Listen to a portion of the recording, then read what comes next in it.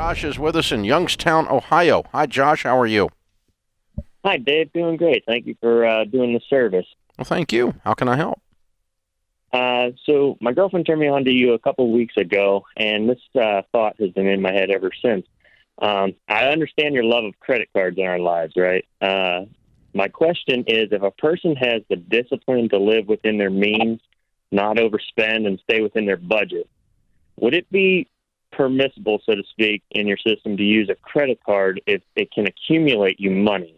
Like, I have one credit card that I've ever had that gives me 5% cash back on certain things at certain times.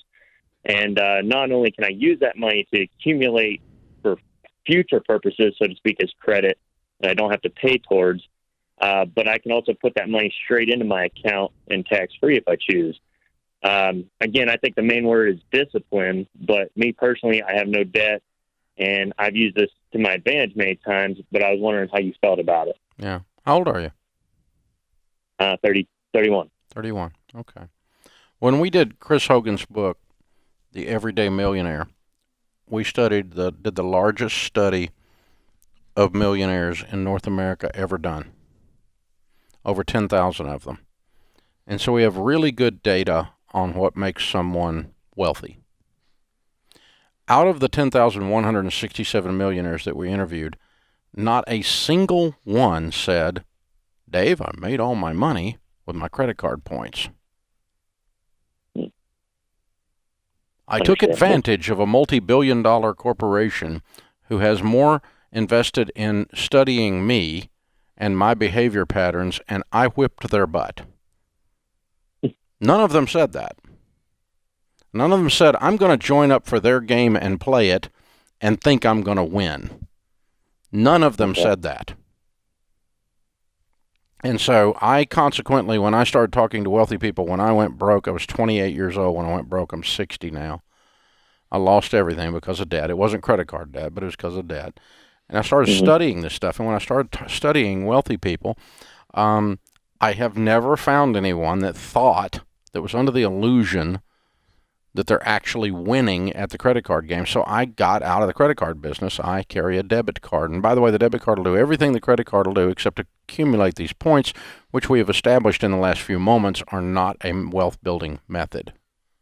Yes, technically I do have a debit card with my bank, but I rarely use it. Yeah, well, that's what I have, and that's all I have. And I just decided not to play their game. Okay. Because let me tell you how complicated and sophisticated these guys are. When you call Citibank, your zip code shows up, your NSX on your phone number shows up, and it dials in a zip code, meaning the first 3 digits of your 7-digit zip code. And it pre-selects a script based on the area of the country that you're in, and it pre-selects the person who's going to be speaking to you and what accent they're going to have. And so if you're calling from the South, you're very likely, if you're calling customer service, to get someone from the South. If you're calling into collections, you're going to get someone from Brooklyn because that's like fingernails down a chalkboard for someone from the South. And their goal is to irritate you if you're in collections. It's very sophisticated. They know the type of bottled water you likely drink before they pick up the phone.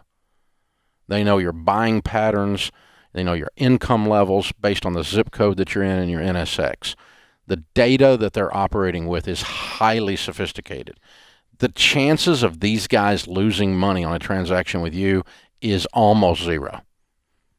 And so this is like playing with a very large old snake that knows his stuff. He's going to bite your freaking head off.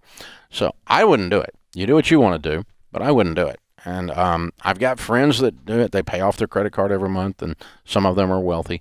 But none of them are under the illusion that their points or their airline miles caused them to be wealthy.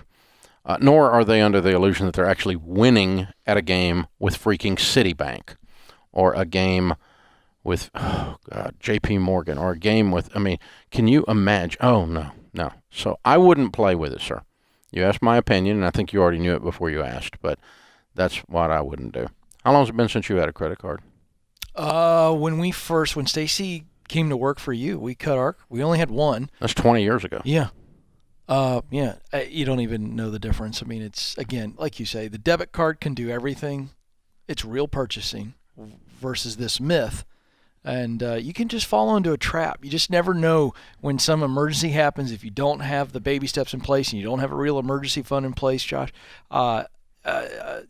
you just, it's too much of a temptation to then say, oh, well, I've got it, I'm going to use it. Now you're behind the eight ball. And the other pieces of data we've got is that any kind of non-cash transaction, debit, credit, Apple Pay. Oh, yes, that's right. Any of these, they're what are called low-friction transactions.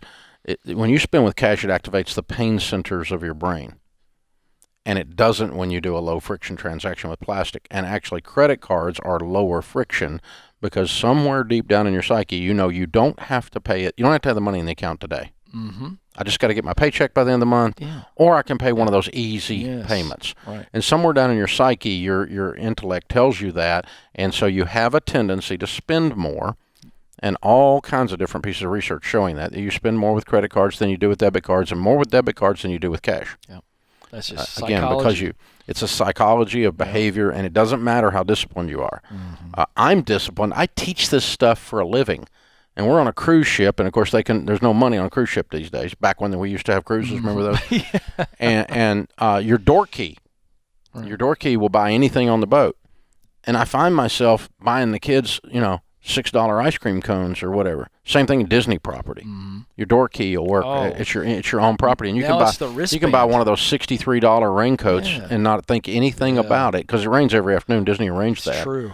And so.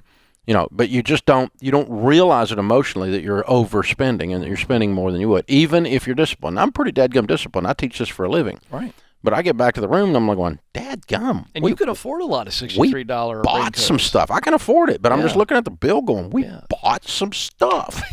It's like swipe, swipe, swipe. Right. And I heard you say this once. We were talking about this one time. We have a mutual friend who posed that one time. We were hanging out at his house, and he was literally asking all this, and you said the same thing. And it's funny that really wealthy people don't need airplane miles. They don't. Like, real wealth. They have money. Yeah, they don't care. They have their own plane. They don't care about the miles because they go, hey, I think I want to go here tomorrow. Oh, yeah, I'm really rich. I can do that.